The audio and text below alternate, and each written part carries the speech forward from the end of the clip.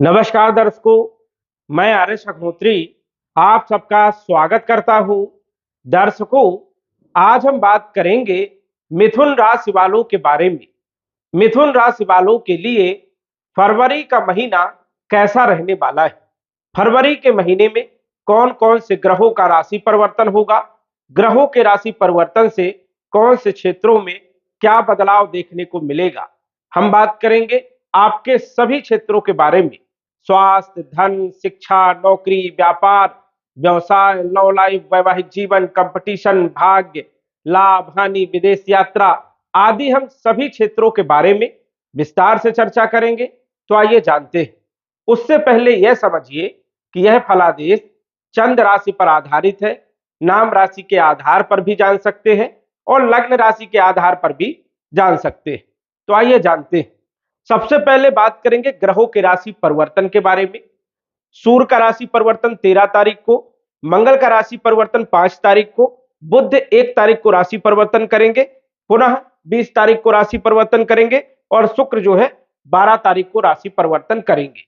इन 4 ग्रहों का राशि परिवर्तन होगा जो कि आपके ऊपर विशेष प्रभाव देखने को मिलेगा। ग्रहों की स्थिति के बारे में बात करें तो केतु आपके चौथे भाव में कन्या राशि में गोचर करेंगे। शुक्र सप्तम भाव में धनु राशि में 12 फरवरी तक गोचर करेंगे। उसके बाद ये अष्टम भाव में मकर राशि में आ जाएंगे, तो पूरे महीने मकर राशि में गोचर करेंगे।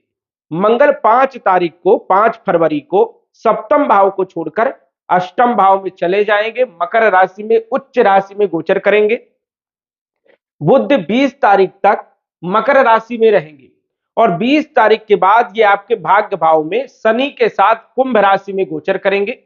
सूर्य 13 तारीख तक अष्टम भाव में गोचर करेंगे मकर राशि में और 13 तारीख के बाद ये भी भाग्य भाव में कुंभ राशि में शनि के साथ गोचर करेंगे। शनि आपके भाग्य भाव में कुंभ राशि में गोचर करेंगे, लेकिन 11 फरवरी से 18 मार्च तक ये अस्त रहेंगे। राहु आपके दसम भाव में मीन राशि में गोचर करेंगे और गुरु आपके लाभ भाव में एकादश भाव में मेष राशि में गोचर करेंगे। तो ग्रहों की स्थिति फरवरी के महीने में इस प्रकार से है। अब हम जान लेते हैं कि इन ग्रहों का प्रभाव कैसा रहेगा, शुभ रहेगा, अशुभ रहेगा, क्या सावधानी रखना है, क्या लाभ होगा, संपूर्ण क्षेत्रों के बारे में। तो सबसे पहले बात करेंगे आपके राशि के स्वामी के बारे में। हम बात कर रहे हैं मिथुन राशि वालों के बारे में, मिथुन लग्न वालों के बारे में। और मिथुन राशि के स्वामी होते हैं बुध। कन्या राशि के स्वामी भी बुध है, क्योंकि बुध के पास 2 राशियां हैं, 3 नंबर और 6 नंबर। तो बुध आपके राशि के स्वामी है, लगन के स्वामी है और सुख के भी स्वामी है, भूमि भवन प्रॉपर्टी के भी स्वामी है, आपकी राशि के अनुसार से, लग्न के अनुसार से। और ये गोचर कर रहे हैं 20 तारीख तक, 1 फरवरी से लेकर 20 फरवरी तक आपके अष्टम भाव में शनि के घर में मकर राशि में।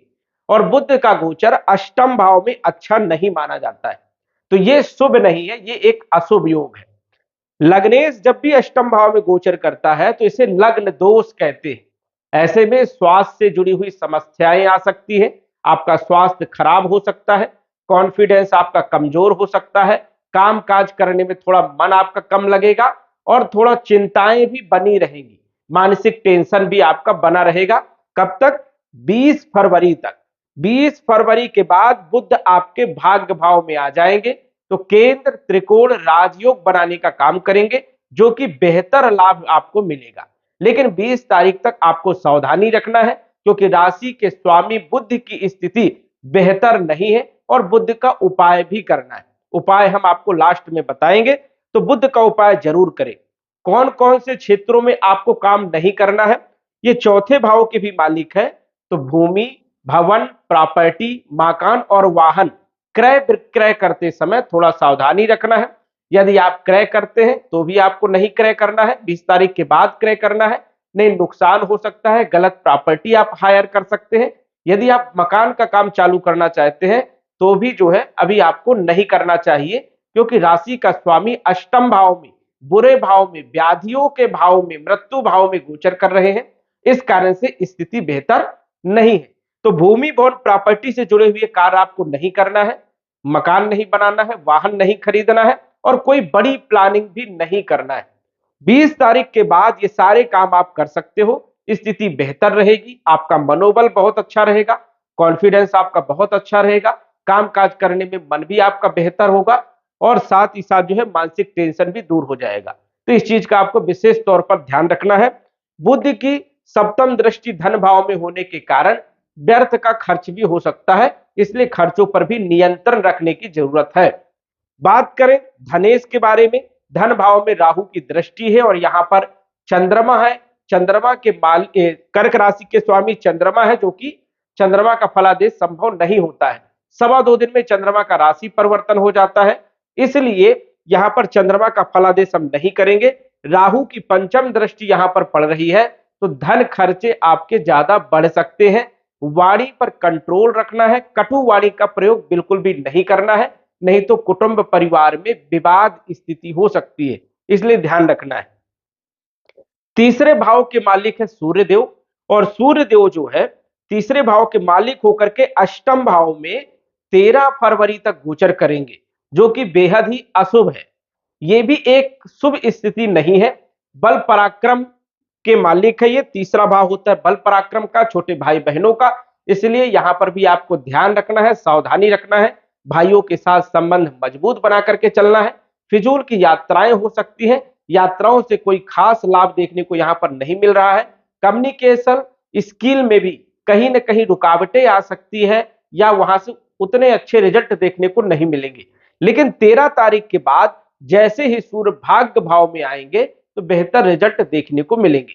हालांकि यहां पर भी उतनी अच्छी स्थिति नहीं है, क्योंकि सूर्य और शनि दोनों जब आपस में गोचर करते हैं तो कुछ शुभ परिणाम और कुछ अशुभ परिणाम, दोनों प्रकार के परिणाम देने का काम करते हैं। यहां पर यदि पिता के साथ संबंध अच्छे हैं तो बेहतर रिजल्ट देखने को मिलेंगे, और यदि पिता के साथ संबंध अच्छे नहीं है तो बुरे परिणाम देखने को मिलेंगे। इसलिए यहां पर भी आपको थोड़ा ध्यान रखना है, भाग्य में थोड़ी रुकावट देखने को मिलेगी, काम काज भी अटक सकते हैं, विलंबता के साथ जो है काम यहां पर बनते हुए देखेंगे। इसलिए सूर्य की स्थिति भी उतनी बेहतर नहीं रहने वाली है। सूर्य का भी उपाय आपको करना है। सूर्य का उपाय क्या है? सूर्य को नियमित रूप से जल देना है, सूर्य आदित्य स्तोत्र का पाठ करना है, जिससे बेहतर रिजल्ट देखने को मिलेंगे, और पिता के साथ संबंध मजबूत बना करके चलना है, यह भी आपको ध्यान रखना है। बात करें चौथे भाव के बारे में, तो यहाँ के मालिक बुध है। हमने आपको बताया कि बुध की स्थिति 20 फरवरी तक अच्छी नहीं है, लेकिन यहाँ पर केतु विराजमान है और केतु यहाँ पर फिजूल के टेंशन देने का काम करते हैं, जल्दीबाजी करवा करके किसी भी काम को खराब करने का काम करते हैं। इसलिए यहाँ पर भी थोड़ा सा आपको ध्यान रखना है, कोई नया काम नहीं करना है, फिजूल का टेंशन आपको बिल्कुल नहीं लेना है। बात करें आपके पंचम भाव के बारे में, तो पंचम भाव के मालिक है शुक्रदेव, क्योंकि 7 नंबर तुला राशि जिसके स्वामी शुक्रदेव होते हैं। शुक्र आपके पंचम भाव के भी मालिक हैं, 12वें भाव के भी मालिक है, क्योंकि शुक्र के पास 2 राशियां हैं, वृषभ राशि और तुला राशि। शुक्र का गोचर हो रहा है सप्तम भाव में। प्रेम के लिए बहुत अच्छा योग है, जब भी पंचमेश सप्तम भाव में गोचर करे तो लव लाइफ के लिए बेहतर समय माना जाता है। लव लाइफ के लिए, प्रेम विवाह यदि आप करना चाहते हैं तो बेहतर रहेगा। वही देखा जाए अपने पार्टनर के साथ यहां पर अच्छे संबंध बनते हुए नजर आ रहे हैं, अच्छी स्थिति यहां पर बन रही है। शिक्षा के लिए समय बेहतर रहेगा। कब तक बेहतर रहेगा? 12 तारीख तक। 12 तारीख के बाद शुक्र अष्टम भाव में चले जाएंगे, हालांकि विपरीत परिवर्तन राजयोग बनाएंगे। 12वें भाव के मालिक है, अष्टम भाव में गोचर करेंगे तो मिले जुले परिणाम देने का काम करेंगे। शेयर मार्केट से भी कुछ लाभ आपको देखने को मिलेगा। आपकी शिक्षा बढ़िया रहेगी, शिक्षा में कोई विशेष दिक्कत वाली बात नहीं है, लेकिन 12 तारीख के बाद थोड़ा सा ध्यान रखना है, पढ़ाई लिखाई में आपको मन लगाना है, क्योंकि उतने अच्छे संकेत 12 तारीख के बाद नहीं बन रहे हैं, इसलिए थोड़ा सा ध्यान रखना है। संतान को लेकर के हल्की फुल्की चिंताएं देखने को मिलेंगी। लव लाइफ आपकी बेहतर रहने वाली है, इसमें कोई दिक्कत वाली बात नहीं है। तो यहां पर विशेष ज्यादा समस्याएं नहीं है। पेट से जुड़ी हुई हल्की फुल्की समस्याएं देखने को मिल सकती है। खान पान पर भी विशेष तौर पर आपको ध्यान रखना है, और फालतू व्यय भी हो सकता है, खर्चे ज्यादा हो सकते हैं, फिजूल की यात्राएं हो सकती हैं, उसमें आपका धन खर्च हो सकता है, तो यहां पर भी ध्यान रखना है। बात करें हम आपके छठे भाव के बारे में, छठे भाव के मालिक है मंगल देव, और मंगल छठे भाव के भी मालिक है, लाभ भाव के भी मालिक है, सप्तम भाव में गोचर कर रहे हैं। कंपटीशन के लिए बहुत अच्छे माने जाते हैं, वही व्यापार के लिए भी बहुत अच्छे माने जाते हैं। सप्तम भाव में आपको आय होगी, आय में बढ़ोतरी यहां पर दिख रही है। लेकिन 5 तारीख के बाद मंगल अष्टम भाव में आ जाएंगे तो विपरीत परिवर्तन राजयोग बनाएंगे। हालांकि अष्टम भाव में मंगल का गोचर अच्छा नहीं माना जाता है, लेकिन फिर भी कुछ अच्छे और कुछ बुरे परिणाम देखने को मिलेंगे। अच्छे परिणाम यह है कि अचानक कहीं से धन प्राप्त हो सकता है, अचानक आपके काम बन सकते हैं। और नुकसान वाली स्थिति यह है कि चोट चपेट लगने की संभावनाएं हो सकती है, किसी के साथ विवाद हो सकता है, तो इस चीज का भी आपको ध्यान रखना है। मंगल दोनों प्रकार के फल आपको देने वाले हैं, कुछ अच्छे परिणाम और कुछ बुरे परिणाम भी देने का काम करेंगे। तो यहां पर वाहन चलाते समय भी आपको फरवरी के महीने में थोड़ा सतर्कता बरतने की जरूरत रहेगी। लाभ के मालिक है, अचानक आपको लाभ मिल सकता है, अचानक आपकी स्थिति सुधर सकती है, तो इस चीज का भी यहां पर मंगल का योग बन रहा है। इसके बाद यदि हम बात करें आपके सप्तमेश के बारे में, तो सप्तम भाव के स्वामी है देवगुरु बृहस्पति। बृहस्पति सप्तम भाव के भी मालिक है और ये आपके दसम भाव के मालिक है, कैरियर के भी मालिक है। सप्तम भाव व्यापार का होता है, वैवाहिक जीवन का होता है, और दसम भाव आपके कैरियर का होता है, कर्म का होता है। दोनों के ही मालिक है बृहस्पति और अच्छे भाव में गोचर कर रहे हैं, मित्र के घर में गोचर कर रहे हैं, जो कि जबरदस्त लाभ देने का काम करेंगे। धन से संबंधित कोई समस्या नहीं रहेगी, नौकरी से संबंधित भी कोई समस्या यहां पर नहीं दिख रही है। गुरु यहां पर प्रमोशन भी दिलाते हैं, पद प्रतिष्ठा भी दिलाने का काम करते हैं, मान सम्मान भी देने का काम करते हैं। तो वैवाहिक जीवन में भी कोई यहां पर समस्या नहीं है। व्यापार और नौकरी कैरियर के लिए कोई समस्या नहीं है, नई नौकरी के लिए अच्छे योग है, बिल्कुल आप प्रयास कर सकते हैं। तो कोई विशेष तौर पर यहां पर दिक्कत नहीं दिख रही है। लेकिन राशि के स्वामी बुध की स्थिति ठीक नहीं है, तो मनोबल आपका टूट सकता है, इसलिए बुध को मजबूत करना बहुत जरूरी है, इस चीज का आपको ध्यान रखना है। गुरु की पांचवी दृष्टि आपके पांचवी दृष्टि तीसरे भाव में पड़ेगी, बल पराक्रम में कहीं ना कहीं आपको सफलता दिलाएंगे।